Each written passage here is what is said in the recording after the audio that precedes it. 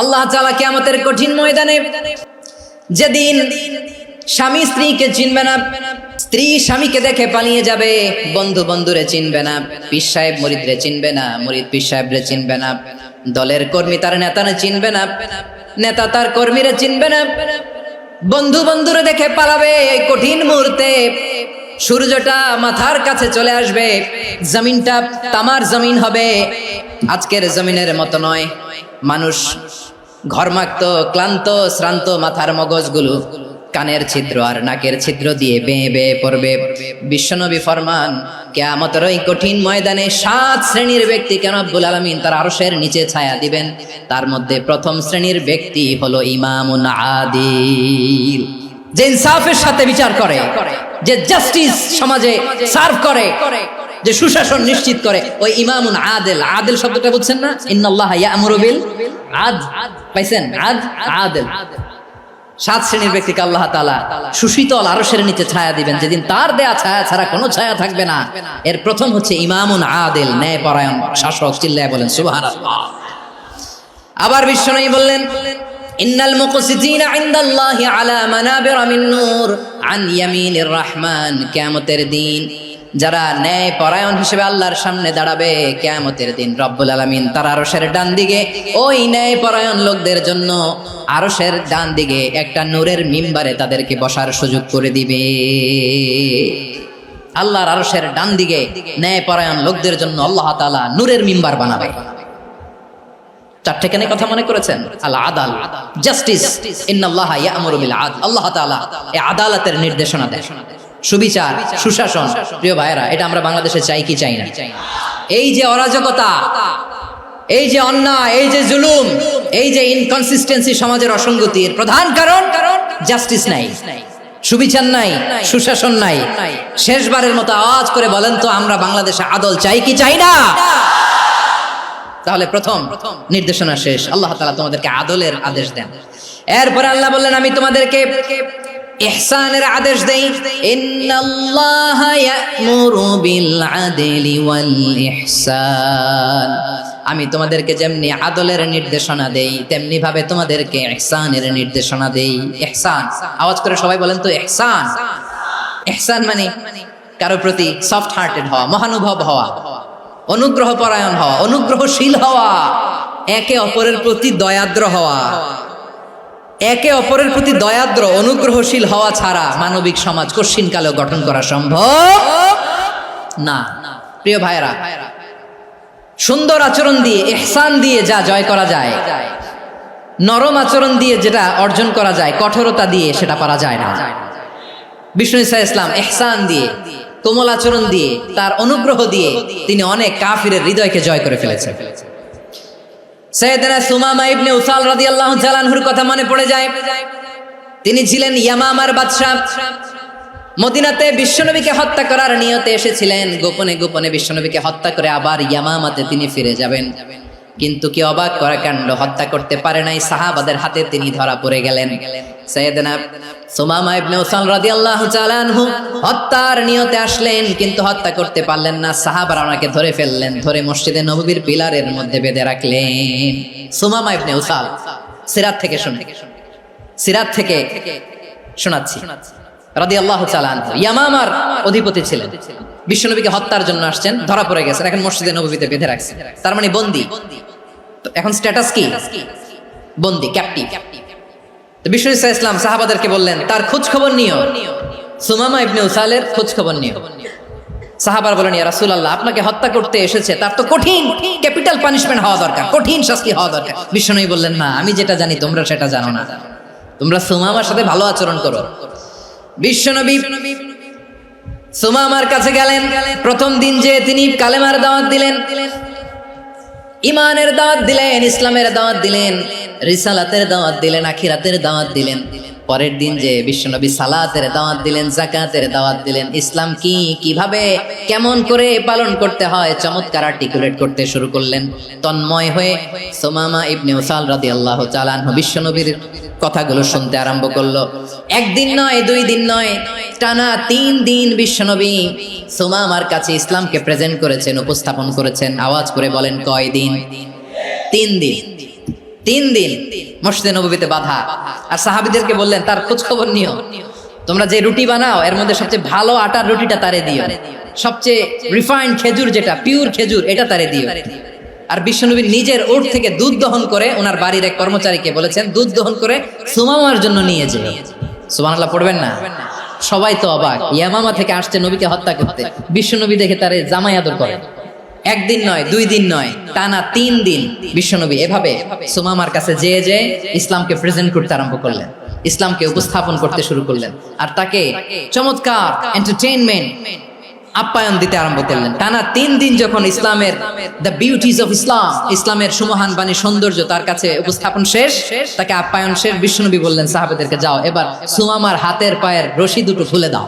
সাহাবারা তর্ক জুড়ে দিলেন, লা ইয়া রাসূলুল্লাহ, এমনটা করবেন না তো, ভয়ঙ্কর ভয়ঙ্কর খুনি, কি জানি কি হয়ে যায়। বিশ্বনবী বললেন না, তার হাতে পায়ের রশিগুলো খুলে দাও। সাহাবারা বিশ্বনবীর কথা মতো তার হাতে পায়ের রশিগুলো খুলে দিল। সুমামা মুহূর্তের মধ্যে মসজিদে নববী থেকে বের হয়, ইয়ামামায় ফিরে না যে মসজিদে নববীর পাশে একটা খেজুর বাগান ছিল সেখানে চলে গেলেন। সেখানে একটা ছোট্ট কুয়া ছিল, কুয়ার পানি দিয়ে তিনি গোসল করলেন। সুবহানাল্লাহ পড়েন। কুয়ার পানি দিয়ে গোসল করে মসজিদে নববীর সামনে এসে বিশ্বনবী এবং সাহাবাদের সামনে দাঁড়িয়ে সাব্বাবা উঁচু করে বললেন, আশহাদু আল্লা ইলাহা ইল্লাল্লাহ ওয়া আশহাদু আন্না মুহাম্মাদান আবদুহু ওয়া রাসূলুহু। আমি সাক্ষ্য দিচ্ছি আল্লাহ ছাড়া কোনো ইলাহ নাই, আর মুহাম্মদ আল্লাহ তাআলার প্রেরিত বান্দা এবং রাসূল। প্রিয় ভাইরা, ইহসান দিয়ে যা জয় করা যায়, কঠোরতা দিয়ে সেটা কঠিনকালেও জয় করা যায় না। আওয়াজ করে বলেন ঠিক কি না? এবার সুমামা দাঁড়িয়ে বলে, ওগো নবী, আমি তো কালিমা পড়ে মুসলমান হয়ে গেলাম, এবার শোনেন, এই মুহূর্তের আগে আপনার চেহারার চাইতে নিকৃষ্ট কোনো চেহারা আমার কাছে ছিল না, কিন্তু শাহাদা পাঠ করার পরে আপনার চেহারার চাইতে উত্তম শ্রেষ্ঠ কোনো চেহারা আমার কাছে আর নাই। ও নবী, আজকের দিনের আগে ইসলাম ধর্মের চেয়ে নিকৃষ্ট অপছন্দনীয় কোনো ধর্ম আমার কাছে ছিল না, কিন্তু এই মুহূর্ত থেকে ইসলামের চেয়ে সেরা শ্রেষ্ঠ পছন্দনীয় কোনো ধর্ম আমার কাছে নাই। নবী গো, আজকের দিনের আগে মদিনার চাইতে অপছন্দনীয় নিকৃষ্ট কোনো শহর আমার কাছে ছিল না, কিন্তু এই মুহূর্তের পর থেকে মদিনার চাইতে কোনো শ্রেষ্ঠ শহর আমার জানা নাই। সে ছিল গমের বড় ডিলার, গম বেচত। কি বেচত? তার গম কিনে মক্কার লোকেরা রুটি খাইতো। সে ঘোষণা দিল, আজকে থেকে মক্কাবাসীদের জন্য সব গম আমি হারাম করে দিলাম, মক্কাবাসী এখন না খেয়ে মরে। সুবহানাল্লাহ পড়বেন না? মক্কাবাসী বিশ্বনবীর কাছে আসলেন, এসে বললেন, মুহাম্মদ, আমরা তো তোমার ভাই, তোমার চাচা, তোমার ভাতিজা, তোমার আত্মীয়, তুমি সুমামারে বলো সে যেন আবার গমের সাপ্লাই মক্কার জন্য অনুমতি দিয়ে দেয়। বিশ্বনবীর অনুমতি ক্রমে সুমামা আবার মক্কাতে গম পাঠাতে শুরু করলো। পড়েন সুবহানাল্লাহ। ইহসান, ইহসান দিয়ে আপনি যেটা জয় করতে পারবেন, you can win the heart of your enemies. ইহসান দিয়ে আপনি আপনার শত্রুর হৃদয়কে জয় করতে পারবেন। এজন্য আল্লাহ বললেন, ওয়া আনফিকু ফি সাবিলিল্লাহি ওয়া লা তুলকু বিআইদিকুম ইলাত তাহলুকা ওয়া আহসিনু ইন্নাল্লাহা ইউহিব্বুল মুহসিনিন। তোমরা আল্লাহর রাস্তায় দান করবে আর নিজেরা নিজেদেরকে ধ্বংসের হাতে ঠেলে দিও না। তোমরা একে অপরের প্রতি ইহসান করবে, কারণ ইহসানকারীদেরকে আল্লাহ বড় ভালোবাসেন। সুবহানাল্লাহ পড়েন। আবার সূরা রহমান আল্লাহ বললেন, হাল জাযাউল ইহসানি ইল্লাল ইহসান ফাবিআইয়ি আলা, সবাই পড়েন, ফাবিআইয়ি আলাই রাব্বিকুমা তুকাযযিবান। ইহসানের প্রতিদান হিসেবে ইহসানি হয়। বিশ্বনবী সুমামার প্রতি যেমন ইহসান করেছেন, সুমামাও ঠিক তেমন ইহসান ফিরিয়ে দিয়েছে। ঠিক কিনা বলেন? তাহলে 1 নম্বরে হচ্ছে ন্যায় বিচার, 2 নম্বরে সবাই বলেন ইহসান, সদাচরণ। ইহসান 2 ধরনের প্রিয় ভাইরা, ইহসান ফিল ইবাদা, ইহসান ফিল মুআমালা। ইহসান ফিল ইবাদা হচ্ছে একাগ্র অনুভবে ইবাদতে ডুব দেওয়া, এর নাম ইবাদতের ইহসান। সুবহানাল্লাহ পড়েন। বিশ্বনবী বলেন, ইহসান মানে কি জানো নাকি? হাদিসে জিবরিলে সাইয়েদনা জিবরিল আলাইহিস সালাম বিশ্বনবীকে বললেন, আখবিরনি আনিল ইহসান। নবী আমাদেরকে বলেন ইহসান মানে কি? বিশ্বনবী বললেন, আনতা আবুদাল্লাহা কাআন্নাকা তারাহু ফাইন লাম তাকুন তারাহু ফাইন্নাহু ইয়ারাক। ইহসান মানে হলো এমন ভাবে তুমি আল্লাহর সামনে নিজেকে উজাড় করে ইবাদত করবে, তুমি ভাববে তুমি আল্লাহকে দেখতে পাচ্ছ, আর এটা যদি ভাবা তোমার জন্য কঠিন হয়ে যায়, অন্তত এতটুকু তুমি ভাববা যে আল্লাহ তোমাকে দেখতে পাচ্ছেন। ঠিক কিনা বলেন? ও আমার বীর চট্টলার ভাইয়েরা, কেউ যেটা দেখে না সেটা দেখে কে? এই বিশ্বাস হৃদয়ের মধ্যে আছে? নামাজে যখন দাঁড়ান এই ফিলিংসটা আনা যাবে? এসা পর্যন্ত যে আমরা হায়াত পাবো কোনো গ্যারান্টি আছে? সবাই আওয়াজ করে বলেন, গ্যারান্টি আছে? গ্যারান্টি নাই। এই জন্য বিষ্ণু ইসলাম বলেছে, এমন ভাবে নামাজে দাঁড়াও, ইবাদত করো, মনে করো হতে পারে এটাই আমার জীবনের শেষ নামাজ। Perform the salah as if this is your last and final prayer. এমন ভাবে সালাতে দাঁড়াও, ভাবো হতে পারে এটাই তোমার জীবনের শেষ নামাজ। এমন ভাবে নামাজে দাঁড়াও, ভাবো এটাই শেষ নামাজ। তাহলে নামাজে একাগ্রতা বাড়ায় দিবে কে? ফলে ইবাদতের ইহসান আমাদের অর্জিত হবে। আর মুআমালাতে ইহসান হলো, বিশ্বনবী বলেন, ইন্নাল্লাহ তাবারাকা ওয়া তাআলা কাতাবাল ইহসান আলা কুল্লি শাই, ফাইদা কাতালতুম ফাআহসিনুল কিতলা ওয়া ইযা যাবাহতুম ফাআহসিনুয যাবহা ওয়ালিয়ুহিদ্দা আহাদুকুম শাফরাতাহু ওয়ালিয়ুরিহ যাবিহাতাহু। ইহসান দুই ধরনের, আওয়াজ করে বলতে হবে কয় ধরনের? একটা হচ্ছে ইহসান ফিল ইবাদা, ইবাদতে ইহসান। ইবাদতে ইহসান কি? একাগ্র অনুভব দিয়ে ইবাদত করা, মন প্রাণ দিয়ে ইবাদত করা। আর মুআমালাতে ইহসান কি? সব কাজে, দৈনন্দিন কাজে, কর্মে, সামাজিক অ্যাক্টিভিটিতে কোমলতা প্রদর্শন করা, অনুগ্রহের সাথে সবকিছু করা। আল্লাহ তাআলা ইন্নাল্লাহ তাবারাকা ওয়া তাআলা কাতাবাল ইহসান আলা কুল্লি শাই, তিনি সব কিছুর ব্যাপারে ইহসানকে আবশ্যক করেছেন। সবকিছু, মুমিনের সব কাজে ইহসানের পরশ থাকবে। ওয়া ইযা কাতালতুম ফাহসিনুল কিতলা, বিষ্ণুই বলেন তুমি যখন কাউকে হত্যা করো ইহসানের সাথে করো। সুবহানাল্লাহ পড়বেন না? যখন হত্যা করো তখনও ইহসানের সাথে। আচ্ছা, হত্যা করবো আবার ইহসান আসবে করতে করে, তো মেরেই ফেলবো আল্লাহ। ও ভাই, একজন খুন করেছে, খুনি, রাষ্ট্রীয় আইনে তার শাস্তি হয়েছে ডেথ পেনাল্টি, মৃত্যুদণ্ড। এখন মৃত্যুদণ্ড দেখে আপনি যেমনি মন চায় তেমনি মারবেন লোকটারে? ওর নাক কেটে ফেলতে পারবেন? ওর কান কাটতে পারবেন? ওর চোখ উপড়ে ফেলতে পারবেন আপনি? যেমন মন চায় তার অঙ্গহানি করা যাবে না। ইহসানের সাথে তাকে হত্যা করা। সুবহানাল্লাহ, this is Islam, this is the true essence of Islam. ওয়া ইযা যাবাহতুম ফাহসিনুয যাবহা, যখন জবাই করবে তখনও ইহসানের সাথে জবাই করবে। করব জবাই, ওইখানেও নাকি ইহসান। আচ্ছা, কুরবানির দিন আমরা পশুগুলোরে কি করি বলেন সবাই আওয়াজ করে? জবাই। জবাই মানে তো এটার মেরেই ফেলতেছি, একটু পরে তো টুকরো টুকরো করে গোশতগুলো খাবো, এটা তো খাবো, এটা তো মেরেই ফেলবো। বিষ্ণু বলে না, জবাইয়ের মধ্যেও, মুমিনের জবাইয়ের ভেতরেও ইহসানের পরশ থাকা চাই। যখন জবাই করবে প্রাণীটাকে হাত পা টাইট করে বেঁধে নাও, ছুরিটাকে শার্পেন করে নাও, ধারালো করে নাও, যাতে অল্প সময়ে জবাইটা হয়ে যায়, প্রাণীটা যাতে কম কষ্ট পায়। সুবহানাল্লাহ পড়ে। দিস ইজ কল্ড ইহসান। আল্লাহ তাআলা যেমনি আদলের আদেশ করেছেন, ন্যায় বিচার, জাস্টিস এনশিওর করতে বলেছেন, সমাজে ইহসানের ব্যবহার, ইহসানের অনুশীলন তিনি করতে বলেছেন। এজন্য মুমিনের প্রতিটি কাজে, আমার চট্টগ্রামের ভাইয়েরা আমার দিকে তাকান, খেয়াল করে শুনুন, মুমিন জীবনের প্রতিটি কাজে ইহসানের পরশ থাকা চাই। আমরা যেন আমাদের পরিবারের প্রতি ইহসান করি, আমরা যেন আমাদের কর্মচারীদের প্রতি ইহসান করি, আমরা যেন আমাদের কলিগদের প্রতি ইহসান করি, আমরা যেন আমাদের ভাইদের প্রতি ইহসান করি। মুমিন জীবনের প্রতি কাজে ইহসানের পরশ থাকার দরকার আছে না নাই? কথা বুঝতে পেরেছেন? তাহলে আল্লাহ তাআলার তিনটা আদেশ ছিল, কয়টা গেল? প্রথমে কি ছিল? আদল। দুই নম্বরে, তিন নম্বরে রব্বুল আলামিন বললেন ওয়া ইতাইদিল কুরবা, নিকটাত্মীয়দেরকে দান করো, নিকটাত্মীয়দেরকে দাও, যারা তোমাদের ব্লাড কানেকশনের আত্মীয় তাদেরকে তোমরা দাও। এখানে জেনারেলি বললেন দাও, কি দিব সেটা তিনি এখানে বলেন নাই, সেটা তিনি সূরাতুল ইসরার মধ্যে বলেছেন। আল্লাহ বলেন ওয়া আতিযাল কুরবা হাক্কা, নিকট আত্মীয়দেরকে তাদের অধিকার, তাদের প্রাপ্য তোমরা বুঝিয়ে দাও। দেখেন, একটা শান্তির সমাজ, একটা সমৃদ্ধ সমাজ, একটা মানবিক সমাজ গঠনের জন্য আল্লাহ তাআলা বেশি না, মাত্র তিনটা অর্ডার, তিনটা ভার্ডিক্ট তিনি জারি করেছেন। এক নাম্বার সুশাসন, ন্যায় বিচার। দুই নাম্বার ইহসান। তিন নাম্বার নিকটাত্মীয়, যারা কাছের, তোমার ভেরি ক্লোজ রিলেশনশিপে আছে, তাদেরকে দাও। দাও, দিলে বাড়িয়ে দেয় কে? অনেকে দিতে চায় না, কৃপণতা করে। দিলে বাড়ায় দেয় কে? ও মিয়া, মদিনার মধ্যে সবচাইতে গরিব সাহাবী ছিল বেলাল রাদিয়াল্লাহু তাআলা আনহু। ওনার এন্টায়ার অ্যাসেট, সম্পদের পরিমাণ কতদূর জানেন? একটা লুঙ্গি। বেলাল রাদিয়াল্লাহু তাআলা আনহু, ওনার টোটাল ওয়েলথের এস্টিমেশন হচ্ছে মাত্র একটা লুঙ্গি। একটা লুঙ্গি, টোটাল ওয়েলথ এস্টিমেশন, টোটাল সম্পদের পরিমাণ বেলাল রাদিয়াল্লাহু তাআলা আনহুর কি ছিল? ওই বেলাল রাদিয়াল্লাহু তাআলা আনহুকে বিষ্ণু ইসলাম বলেছেন, আনফিক ইয়া বেলাল, ও বেলাল তুমিও দাও। ওয়ালা তাখশা মিন যিল আরশি ইখলালা, আরশের অধিপতির তো কোনো ঘাটতি নাই, তুমি দিলে ওই আল্লাহ তোমারে বাড়ায় দিবে। এজন্য আমার প্রিয় ভাইয়েরা, দিলে কমে না, দিলে বাড়ে। অনেকে ধরে রাখে, নতুন কিছু নিতে পারে না, হাত দিয়ে যেটা ধরে রেখেছেন এটা দিয়ে দেন, বড় একটা ধরার সুযোগ পাবেন। জোরে বলেন ঠিক কিনা? রাব্বুল আলামিন বললেন 3 নাম্বার আদেশ হলো তোমাদের প্রতি সমাজটারে কেমন করে মানবিক সমাজ, সুন্দর সমাজ গড়বা। 3 নাম্বার আদেশ হলো ওয়াতিদাল কুরবা হাক্কা, নিকটাত্মীয়দেরকে তাদের প্রাপ্য বুঝিয়ে দাও। এই নিকটাত্মীয়দেরকে তাদের অধিকার বুঝিয়ে দেওয়া, প্রাপ্য বুঝিয়ে দেওয়াতে আমাদের গাফলতি আছে না নাই? অনেকে দেখবেন অনেক আল্লাহওয়ালা, তাহাজ্জুদ গুজার, সেজদা দিতে দিতে কপালে কালো দাগ ফেলে দিছে, সে তার বোনের হকটা আদায় করে নাই, আছে না নাই?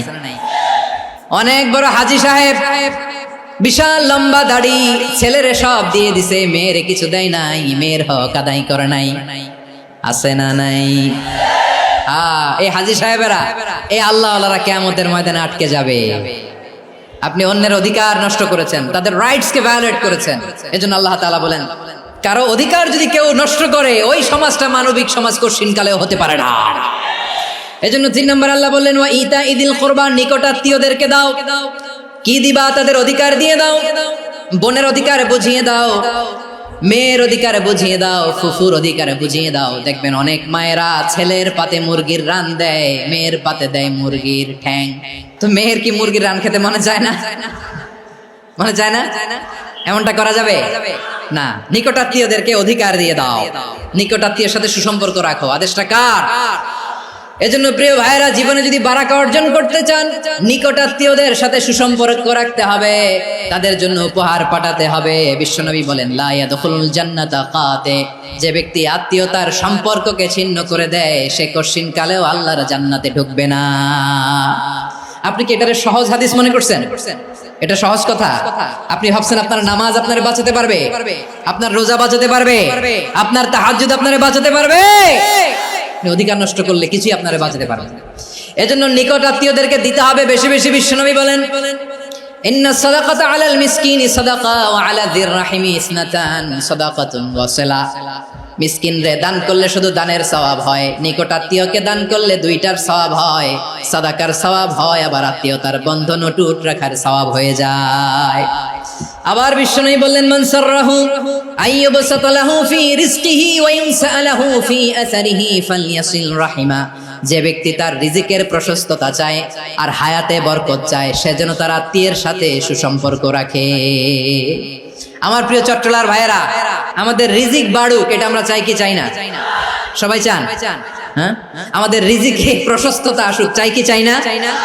আমাদের হায়াতে বরকত আসুক, আমরা চাই কি চাই না? এই 2টা যদি চান, তাহলে নিকট আত্মীয়দের সাথে সুসম্পর্ক রাখবেন। পারবেন? তাহলে সমাজটারে মানবিক সমাজ বানায় দিবে কে? 3টা আদেশ চলে গেল। 1 নম্বরে কি ছিল? 2 নম্বরে, 3 নম্বরে নিকট আত্মীয়দেরকে দান। আল্লাহ তাআলা 3টা জিনিসের যেমনি আদেশ করেছেন, অনুরূপভাবে 3টা বিষয় তিনি বারণ করেছেন, নিষেধ করেছেন। ওগুলোর কাছেও যাওয়া যাবে। রাব্বুল আলামিন বলেন, ওয়ায়ানহা আনিল ফাহশাই ওয়াল মুনকারি ওয়াল বাগি। আমি যেমনি 3টি বিষয় আদেশ করলাম, অনুরূপভাবে 3টি বিষয়ে বারণ করলাম, নিষেধ করলাম। আমার 1 নাম্বার নিষেধাজ্ঞা হলো অশ্লীলতার প্রতি। ফাহশা, ওয়ায়ানহা আনিল ফাহশা, আল্লাহ তাআলা অশ্লীলতাকে নিষেধ করেছেন। কোন জিনিসকে? সবাই বলুন, কোন জিনিসকে? যত ধরনের, যত টাইপের, যত ক্যাটাগরির অশ্লীলতা হতে পারে, সব অশ্লীলতাকে হারাম করেছেন কে? ফাহশা মানে কি? কথায়, কাজে, আচরণে, কমেন্ট, ফেসবুকের কমেন্টসে যত ধরনের নোংরামো আছে, যত ধরনের অশ্লীলতা আছে, এটাকে আরবিতে বলে ফাহশা। রাব্বুল আলামিন বলেন, কুল ইন্নামা حرم ربي الفواحش ما ظهر منها وما بطن। ও নবী, আপনি বলে দেন, আমার রব প্রকাশ্য অপ্রকাশ্য, স্পষ্ট কিংবা অস্পষ্ট, দৃশ্যমান কিংবা অদৃশ্যমান সব অশ্লীলতাকে হারাম করেছেন। সব ধরনের অশ্লীলতা হারাম। আল্লাহ তাআলা আমাদেরকে অশ্লীলতা থেকে বাঁচান। এবার বলেন, আমাদের সমাজে অশ্লীলতা আছে না নাই? অশ্লীলতা নানা ভাবে, নানা নামে, নানা মোড়কে আমাদের সমাজে আছে না নাই? সংস্কৃতির নামে, ফ্যাশনের নামে, বিনোদনের নামে, উপন্যাসের নামে, কনসার্টের নামে অশ্লীলতা আছে না নাই? আপনি দেখেছেন কনসার্টগুলোর অবস্থা? আমাদের তরুণ তরুণীরা, আমাদের যুবক যুবতীরা, আমাদের জেনজিরা, কি অবস্থা ওইখানে? কনসার্টের নামে অশ্লীলতা আছে না নাই? ছেলে মেয়ে একে অপরকে জড়ায় ধরতেছে, একে অপরকে চুমু খাচ্ছে প্রকাশ্যে, দিবালোকে, গণমানুষের সামনে। আল্লাহ তাআলা এই অশ্লীলতা থেকে আমাদেরকে বেঁচে থাকতে বলেছেন। রূপালী জগতের নামে অশ্লীলতা আছে না নাই? এই টার্মটা আপনারা জানেন না? রূপালী জগৎ কি জগৎ? আসলে কি রূপালী জগৎ না অন্ধকার জগৎ? আমার বোনেরা, আপনাদেরকে যে কি বলে তারা বুঝায়, রূপালী জগৎ শুনেই আপনি ভরকে যাবেন না। রূপালী জগতে যে নারী যত বেশি উলঙ্গ, সে নাকি তত বেশি সাহসী। জানেন? বলে এটা একটা সাহসী নারী, খুব সাহসী পদক্ষেপ তার। যত বেশি শরীর থেকে কাপড় নামাতে পারবে, যত বেশি বস্ত্রহীন হয়ে নিজেকে প্রেজেন্ট করতে পারবে, সে নাকি তত বেশি সাহসী। আমার চট্টলার ভাইয়েরা, শয়তানের প্রথমে এজেন্ডা ছিল বনি আদমকে বস্ত্রহীন করা। সে আদম এবং হাওয়া আলাইহিস সালামকে নিষিদ্ধ গাছের ফল খাইয়ে তাদেরকে বস্ত্রহীন করেছে। এই জামিনেও সে আমাদেরকে বস্ত্রহীন করতে চাইবে। এই রূপালী জগতের নামে তারা এটা করে। আমার প্রিয় বোনেরা, আপনি জানেন না আপনার দাম কত? ওরা আপনাদেরকে বিজ্ঞাপনের সস্তা পণ্য বানাতে চায়। ওরা আপনাদেরকে ওদের ভোগের লিপসার টুলস বানাতে চায়। ওরা আপনাদেরকে দিয়ে ওদের খায়েশ পূরণ করতে চায়। এটা আপনাদের জন্য মোটেও ডিগনিটি নয়, এটা আপনাদের জন্য সম্মান নয়। আপনার সম্মান শালীনতায়, আপনার সম্মান হেজাবে, আপনার সম্মান ভদ্রতায়, আপনার সম্মান আপনার ডিসেন্ট পোশাকে। পোশাক বলে দেয় এই নারীটা ভদ্র না অভদ্র। পোশাক বলে দেয় এই মেয়েটা কোন ঘরের মেয়ে। আপনি জানেন না? আপনারা সস্তা পণ্য বানায়, ভোগের পণ্য, বিলবোর্ডে আপনাকে উলঙ্গ করে উপস্থাপন করে। এই অশ্লীলতার সাথে ইসলামের কোনো সম্পর্ক। এজন্য আল্লাহ বলেন, আমি অশ্লীলতাকে হারাম করেছি। অশ্লীলতাকে হারাম করার প্রথম কারণ হলো এর মাধ্যমে মানবতাকে অপমানিত করা হয়। কারণ মানুষের সম্মান মানুষের পোশাকে। মানুষ যখন পোশাকহীন হয়ে যায়, বস্ত্রহীন হয়ে যায়, তার সম্মান কমে যায়। ঠিক কিনা? অশ্লীলতাকে হারাম করার প্রথম কারণ হচ্ছে মানুষ মানুষকে অপমান করে। একটা নারী, সে তো সম্মানিত। নারী যে কত সম্মানিত, নারীর এটা বুঝেই নাই। বিশ্বনবী বলেন, আর দুনিয়া কুল্লুহা মাতা ওয়া খায়রু মাতা'আদ দুনিয়াল মারআতুস সালিহা। আমার বোনেরা, 5টা প্যান্ডেলে আপনারা এলইডিতে আমার আলোচনা শুনছেন, আমি জানি। আপনাদের এই গর্ভ যে কত দামি আপনি জানেন না। আপনার পেট থেকেই আসবে আগামী দিনের সালাহুদ্দিন আল আইয়ুবী। আপনার পেট থেকেই আসবে অনাগত দিনের ইমাম মাহদী আল মুনতাযর। আপনার পেট থেকেই আসবে অনাগত দিনের ফয়সাল, ওয়াসিম, মুগ্ধ, আবু সাইদের মতো বীর যোদ্ধা। আমার প্রিয় বোনেরা, আমার প্রিয় বোনেরা, বিশ্বনবীর কথার ওজন খেয়াল করেন। আর দুনিয়া কুল্লুহা মাতা ওয়া খায়রু মাতা'আদ দুনিয়াল মারআতুস সালিহা। দুনিয়ার সবকিছুই অ্যাসেট, এর মধ্যে সবচেয়ে দামি অ্যাসেট নেককার নারী। আপনার গর্ভ যে কত দামি আপনি জানেন না। নিজের সময়টাকে কাজে লাগান, কোরআন পড়েন, সুন্নাহ পড়েন। আপনার অনেক দায়িত্ব ঘরে। You are the MD of your family. একটা family it's a very big institution. পরিবার একটা অনেক বড় প্রতিষ্ঠান। And you are the MD of your institution. আপনি এই পরিবারের MD, managing director of your family. এখানে আপনার কত দায়িত্ব। আপনি ছেলে মেয়েদেরকে তারবিয়া করবেন। আপনি আপনার স্বামীর জন্য ঘরটারে জান্নাতের নীর বানাবেন। আপনার জন্য জান্নাতের ডুপ্লেক্স বাড়ি ওইখানে তৈরি করে রাখবে কে? আপনি যে কত দামি আপনি জানেন না। নারীদেরকে আল্লাহ বানিয়েছেন উচ্চতর করে, নিম্নতর নয়। নারীদেরকে ছোট্ট জিনিস দিলে এটারে বড় করে দেয়। নারীদেরকে ভ্রূণ দিলে, শুক্রাণু দিলে নারী এটারে বাচ্চা হিসেবে উপহার দেয়। ঠিক কিনা? বিয়ের মাধ্যমে স্বামী যখন তার শুক্রাণু তার স্ত্রীকে উপহার দেয়, স্ত্রী রিটার্নে কি উপহার দেয়? ফুল ফর্ম বেবি, মানব সন্তান। দেখছেন? আপনি দিলেন একটুকুনি, দিছে বিশাল। আপনি যদি নারীকে বাজার এনে দেন, নারী এটাকে সুস্বাদু খাবারে রূপান্তর করে দেয়। আপনি তাকে একটা মুচকি হাসি দিয়ে দেন, সে তার কলিজা দিয়ে দেয়। কিন্তু যদি আপনি তার মনে কষ্ট দেন, সে আপনার জীবনকে জাহান্নাম বানায়া দেন। নারীর মন বুঝতে পারলে নেয়ামত, বুঝতে না পারলে কিয়ামত। আমার প্রিয় বোনেরা, আপনি যে কত দামি আপনি জানেন না। অনেক দামি আপনি। আপনাদেরকে যেন ভোগের সস্তা পণ্য বানাতে না পারে, আপনাদেরকে সচেতন থাকতে হবে। তাহলে কেন আল্লাহ তাআলা এই ফাহশা অশ্লীলতাকে হারাম করলেন? এক নাম্বার, এতে হিউম্যান ডিগনিটি কমে। দুই নাম্বার, এতে মানুষের অধিকার নষ্ট হয়। আপনি বিয়ে করেছেন, এরে পরকিয়া করেন, ওর সাথে এরকম আছে না নাই? স্ত্রীর অধিকার নষ্ট করেছেন। আপনি বিবাহ সম্পর্কে আবদ্ধ হয়েছেন তার সাথে, আপনি পরকিয়া করেন ওই ছেলের সাথে, আপনি আপনার হাজবেন্ডের সাথে বিট্রে করেছেন। এজন্য আল্লাহ অশ্লীলতাকে হারাম করেছেন। অশ্লীলতাকে হারাম করার আরেকটা কারণ হচ্ছে আল্লাহ তাআলা এই হিউম্যান জেনারেশনকে এটাকে প্রিজার্ভ করতে চায়। হিফজুন নাসল, এটা মাকাসিদুশ শরিয়ার অনেক গুরুত্বপূর্ণ একটা মাকাসিদ, অনেক গুরুত্বপূর্ণ। আপনার নাসল, আপনার জেনারেশনকে সংরক্ষণ করা। এই যে আসতেছে ফেব্রুয়ারি, কত ফেব্রুয়ারি জানো? এটা কি বিশ্ব ভালোবাসা দিবস? হ্যাঁ, কি দিবস?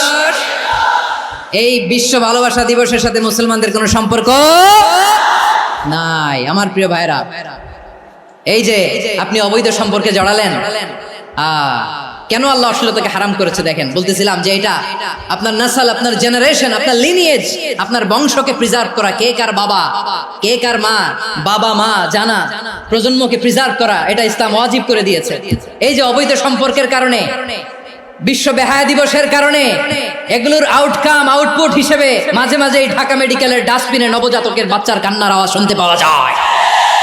চট্টগ্রাম মেডিকেলের ডাস্টবিনে নবজাতকের কান্না শুনতে পাওয়া যায়। বীর চট্টলার মুসলমানেরা বুঝতে পারলে আওয়াজ করে বলেন, এই যে চট্টগ্রাম মেডিকেলে যে নবজাতকটা পাওয়া গেল, ওর বাবাকে আমাকে বলেন, ওর মাকে, ও কোন ফ্যামিলির সন্তান কেউ জানে? আপনি হিউম্যান ডিগনিটিকে অপমান করেছেন না? আপনি তার ভবিষ্যৎকে অন্ধকার করেছেন না? আপনি তার লিনিয়েজকে প্রশ্নবিদ্ধ করে দিয়েছেন না? এই জন্য আল্লাহ তাআলা অশ্লীলতাকে আমাদের জন্য হারাম করে দিয়েছেন। পড়েন সুবহানাল্লাহ। এই জন্য রাব্বুল আলামিন বলেন, কুল ইন্নামা حرم ربي الفواحش ما ظهر منها وما بطن। প্রকাশ্য প্রকাশ্য সব অশ্লীলতাকে হারাম ঘোষণা করে দিয়েছে কে? আবার দুনিয়ার বুকে যারা অশ্লীলতার প্রসার করে তাদের জন্য শাস্তি মজুদ রেখেছে কে? রাব্বুল আলামিন বলেন, ইন্নাল্লাযীনা ইউহিব্বুনা আন তাশিআল ফাহিশাতু ফিল্লাযীনা আমানু লাহুম আযাবুন আলীমুন ফিদ দুনিয়া ওয়াল আখিরাতি ওয়াল্লাহু ইয়ালামু ওয়া আনতুম লা তা'লামুন। নিশ্চয়ই যারা বিশ্বাসীদের মাঝে অশ্লীলতার প্রচার প্রসার করতে চায় তাদের জন্য আমি মর্মন্তুদ শাস্তি প্রস্তুত করে রেখেছি, দুনিয়াতেও রেখেছি, আখিরাতেও রেখেছি। ঘোষণাটা কার?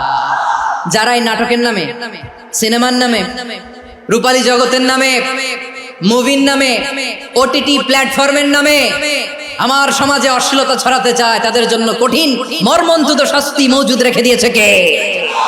ও আমার বোনেরা, এখনো আপনি জাগবেন না? এখনো আপনার চিন্তার দুয়ারে এখনো নাড়া পড়ে নাই? ওরা আপনাকে উলঙ্গ বানাতে চায়, ওরা আপনাকে আইটেম গার্ল বানাতে চায়। এজন্য ইসলাম অশ্লীলতাকে হারাম করেছে। হারাম। ইসলাম বলেছে যোজন যোজন দূরে থাকো। ওরা বলে না, কাছে আসো, কাছে আসার গল্প, ক্লোজ আপ ওয়ান, কাছে আসার গল্প আছে না নাই? তাহলে অশ্লীলতার সাথে আমাদের কোনো সম্পর্ক? সবাই বলতে পারেননি, আওয়াজ করে বলুন, অশ্লীলতার সাথে আমাদের কোনো সম্পর্ক? আমরা এই সমস্ত ক্লোজ আপ ওয়ান, কাছে আসার গল্পের প্রোগ্রামে যাব? আমরা কোন ধরনের অশ্লীল কন্টেন্ট সোশ্যাল মিডিয়ায়, টিভিতে দেখব? কি যুগ যে আমরা কাটাচ্ছি আপনি কল্পনা করতে পারবেন না। পর্ন ইন্ডাস্ট্রি, নারী পুরুষের বস্ত্রহীন যুগল দৃশ্য, এটাকে দিয়ে ওরা কোটি ডলারের ইন্ডাস্ট্রি বানিয়েছে। পুরো মানব ইতিহাসে এরকম জঘন্য সময় মানব ইতিহাস পার করে নাই। পর্ন এটা ইন্ডাস্ট্রি হয়ে গেছে। আমাদের এই যুবকগুলো, জেনজিগুলো, ওদের চরিত্র বাঁচাবে কি করে? কেমন করে হেফাজত করবে ওদের এই মূল্যবান চরিত্র? আমার প্রিয় ভাইরা, এই অশ্লীলতার দ্য লেটেস্ট ভার্সন হচ্ছে LGBTQ, শরীফ থেকে শরীফা। শুনছেন আপনারা? দেখতে পুরুষ, আসলেই পুরুষ, সুস্থ একজন পুরুষ, 4 সন্তানের বাবা, বলে আমি মনে মনে নারী। দেখতে নারী, সুস্থ নারী, আসলেই সে দিব্যি একজন নারী, বলে আমি মনে মনে পুরুষ। সবচেয়ে ভয়ঙ্কর অশ্লীলতার সবচাইতে লেটেস্ট ভার্সন হচ্ছে এই ট্রান্সজেন্ডারিজম। সুস্থ পুরুষ তার বায়োলজিক্যাল গ্রোথকে হরমোন দিয়ে স্টপ করে দিয়ে সে সার্জারি করে নারী হতে চায়, সুস্থ নারী পুরুষ হতে চায়। পুরুষের প্রতি সেক্সুয়ালি আকর্ষণ বোধ করে, এটা লূত আলাইহিস সালামের কওমের মধ্যে ছিল। এটাকেও আল্লাহ কোরআনে ফাহিশা বলেছেন।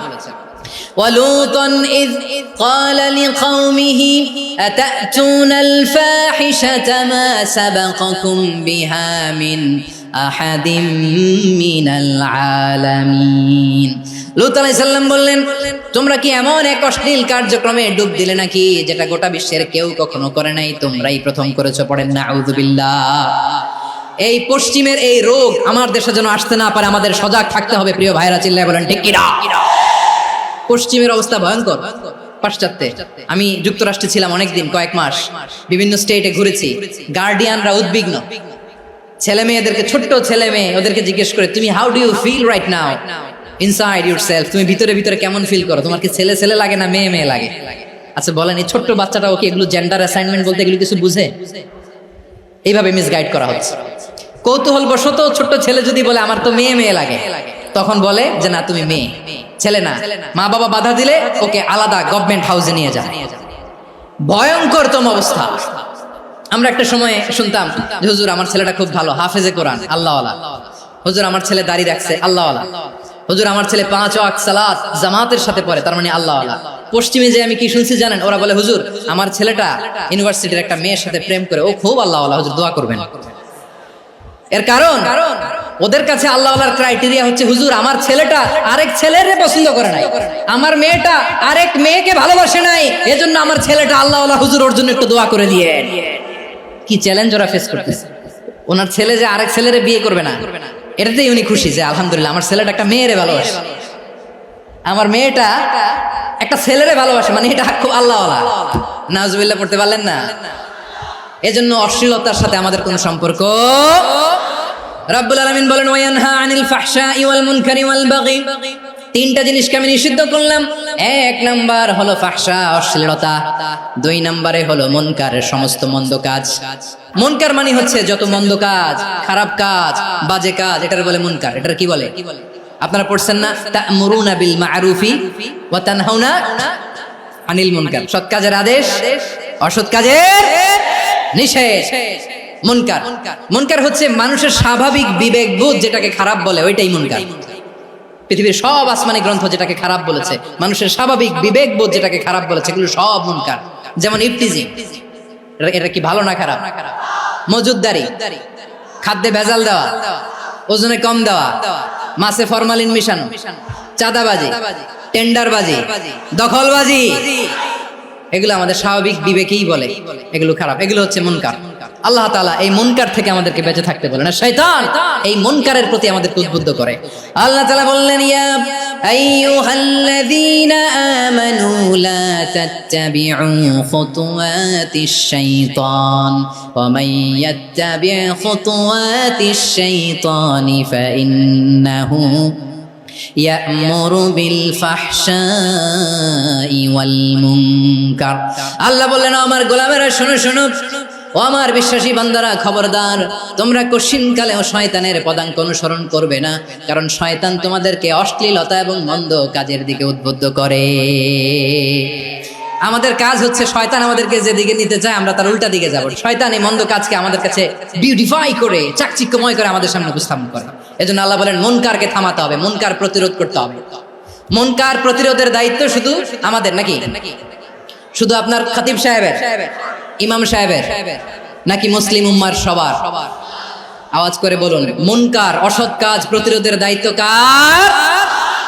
রাব্বুল আলামিন বলেন কুনতুম খায়রা উম্মাতিন উখরিজাত লিন-নাসি তা'মুরুনা বিল মা'রুফি ওয়া তানহাউনা আনিল মুনকার। তোমাদেরকে শ্রেষ্ঠ জাতি করে জমিনের মধ্যে আবির্ভূত করা হয়েছে, যাতে করে তোমরা জমিনের ভেতরে সৎ কাজের আদেশ করতে পারো আর অসৎ কাজের নিষেধ করতে পারো। উম্মাহ কুনতুম খায়রা, তাহলে গোটা উম্মার দায়িত্ব, এটা বুঝতে পারছেন তো? আচ্ছা আরো নিচে আসেন। এরপরে আল্লাহ বললেন শুধু উম্মাহ না, এই জমিনের রাজত্ব আমি যাদের হাতে দেই, এই জমিনের মালিক আমি যাদেরকে বানিয়ে দেই, যাদেরকে আমি সরকারের দায়িত্ব দেই, তাদেরকেও মুনকারের প্রতিরোধের দায়িত্ব দিয়েছে কে?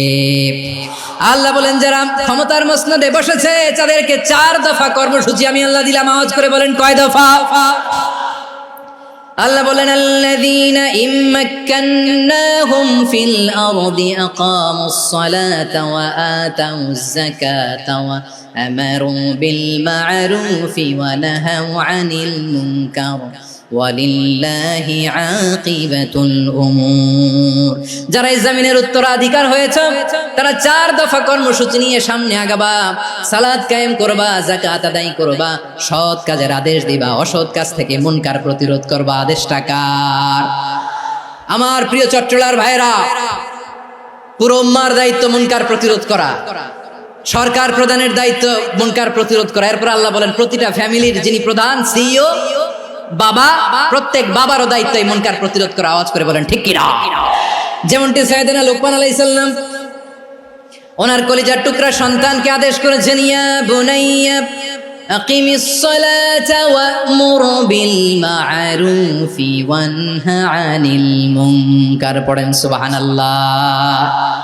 বাবা ছেলেকে সবক দিচ্ছে, লুকমান আলাইহিস সালাম ছেলেকে বলতেছে, ওরে আমার কলিজার টুকরা সন্তান, ওরে আমার বাছা, নামাজ কায়েম করবা, সৎ কাজের আদেশ দিবা, আর মুনকার প্রতিরোধ করবা, অসৎ কাজ সমাজ থেকে খারাপ কাজকে ঝেঁটে বিদায় করে দিবা। তাহলে দেখেন আমি স্টেপ বাই স্টেপ নামলাম। পুরা উম্মার দায়িত্ব, জমিনের উত্তরাধিকারী আল্লাহ যাদেরকে বানিয়েছেন সরকার, তাদের দায়িত্ব, প্রতিটি ফ্যামিলির প্রধানের দায়িত্ব।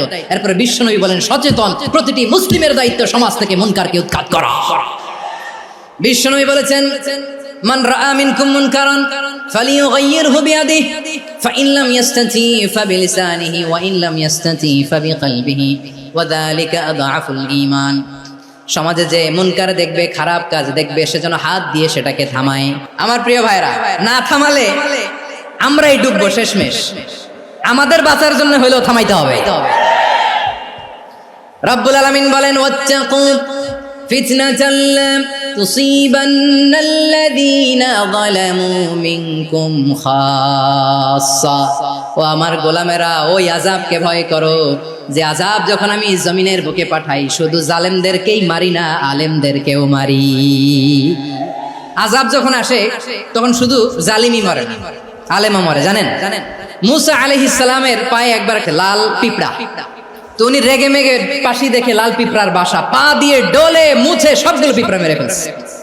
এই ঘটনাটা আল্লাহ ঘটিয়েছেন এজন্য মুসা আলাইহিস সালাম ছিলেন কালিমুল্লাহ, সরাসরি আল্লাহর সাথে কথা বলতেন। তিনি আল্লাহকে জিজ্ঞেস করেছিলেন, আল্লাহ তুমি যখন কোনো জনপদে আযাব পাঠাও, শাস্তি দাও, ওখানকার শুধু জালেমরাই তো মরে না, ভালো মানুষগুলাও মরে, তো আযাব দিবা মুশরিকদের উপর দিবা, অবাধ্যদের উপর দিবা, ভালো মানুষগুলোরে মারো কেন? আল্লাহ বললেন মুসা তোমার যে কামড় দিছিল পায়ের মধ্যে পিঁপড়া, কয়টা পিঁপড়া? একটা পিঁপড়া, তো সবগুলারে মারলা কেন? রেগে মেগে পুরো পিঁপড়ার বাসা ভেঙে মেসাকার করলা কেন? আমি যখন অ্যাকশনে যাই, আমি যখন শাস্তি দেই, তখন এত বাস বিচার করা হয় না, বাস বিচার করা যায় না। যখন অ্যাকশনে যাওয়া হয় ওইটা ডাইরেক্ট অ্যাকশন হয়ে যায়। চিল্লায় বলো ঠিক কিনা?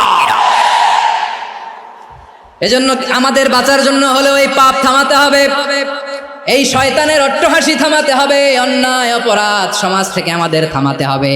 কারণ আযাব আসলে ওরাও মরবে, আমরাও মরবো। একটা জাহাজ 2 তলা, আপনি আছেন 2য় তলায়, নিচের তলার কিছু লোক জাহাজের তলা ছিদ্র করতে আরম্ভ করছে। কি ছিদ্র করতেছে? আচ্ছা জাহাজের তলা ছিদ্র করলে তলা দিয়ে কি ঢুকে? এখন আপনি যদি বলেন আমার কি, আমি তো 2 তলায়, আমি তো ভালো আছি, ওরা ছিদ্র করে ওরা মরবে। আসলে কি শুধু ওরা মরবে? তলা দিয়ে যখন পানি ঢুকবে, জাহাজ ঢুকলে আপনিও মরবেন। এজন্য নিজে মরার আগে ওই পাগলগুলোর নিচ তলায় যে থামাতে হবে। চিল্লায় বলেন ঠিক কিনা? এজন্য আল্লাহ বললেন মুনকার প্রতিরোধের দায়িত্ব সমাজের টপ টু বটম সবার। এজন্য মুনকার প্রতিরোধ করার দরকার আছে না নাই? সমাজে এই যে ইফটিজিং হয়, আপনার বোনের বয়সী একটা মেয়েকে কিছু বকাটে টিটকারি করে, এই বলে সেই বলে, নোংরা কথা বলে, রাস্তায় দেখেও আপনি পাশ দিয়ে না দেখার মতো চলে যান কেন? আপনি দাঁড়ান না কেন? আপনি দাঁড়ালেই তো থেমে যাবে, কারণ সত্যের যে শক্তি তার সামনে মিথ্যা মুখ থুবড়ে পড়ে। আপনার সামনেও কিছুই না, নাথিং। আপনি দাঁড়ান, ওকে প্রশ্ন করেন যে আমার বোনকে তুমি ডিস্টার্ব করো কেন? আপনাকে দেখে আরো 5 জন দাঁড়াবে, 5 জনকে দেখে আরো 10 জন দাঁড়াবে। আমাদের নীরবতা আর আমাদের নিশ্চুপ থাকাই জালিমদেরকে আরো শক্তিশালী জালিম বানিয়েছে। এজন্য মুনকার প্রতিরোধের দায়িত্ব আমাদের সবার। টেন্ডারবাজি, চাঁদাবাজি, দুর্নীতি, অপরাধ, দখলদারিত্ব, মজুদদারি, এগুলো সবকিছু একসাথে প্রতিরোধ করতে হবে। ঠিক কিনা বলেন? একটা মানবিক সমাজ যদি চাই, প্রতিরোধ করতে হবে। প্রিয় ভাইয়েরা, আল্লাহর শপথ নিয়ে বলি, এই নাসিহাত গুলো সবার জন্য, সব দলের জন্য, সব মতের মানুষের জন্য। আমরা কোনো দলের প্রতি মানুষকে ডাকি না, আমরা ডাকি ইসলামের দিকে। সব দলের, সব মতের, সব মানুষদেরকে আমরা আহ্বান জানাই, আসুন আমরা একটা সুন্দর সমাজ বিনির্মাণ করি। এই যে নতুন বাংলাদেশের এক সুযোগ এসেছে, আর জীবনে হয়তো আসবে না, সামনের 100 বছর এই সময় আসবে না। আসুন দেশটাকে আমরা সাজাই, আসুন আমরা দুর্নীতি বন্ধ করি, আসুন আমরা চাঁদাবাজি বন্ধ করি, আসুন আমরা দখলদারিত্ব বন্ধ করি, আসুন আমরা এক দল আরেক দলকে নিশ্চিহ্ন করার যে রাজনীতি, এটা বন্ধ করি। সব দলের প্রতি আমার আহ্বান, আমরা চাঁদাবাজ মুক্ত বাংলাদেশ চাই, জুলুম মুক্ত বাংলাদেশ চাই, ফ্যাসিজম মুক্ত বাংলাদেশ চাই, গুণ খুন খারাপি মুক্ত বাংলাদেশ চাই, আমরা নতুন ভোরের বাংলাদেশ চাই। ওই বাংলাদেশ পাওয়ার জন্য মুনকার প্রতিরোধে, অন্যায় প্রতিরোধে যদি বাঘের বাচ্চার মতো, আবু সাইদের মতো 2 হাত উঁচু করে, বুককে টান টান করে প্রসারিত করে দাঁড়াতে হয়, রাজি আছো মুসলমান?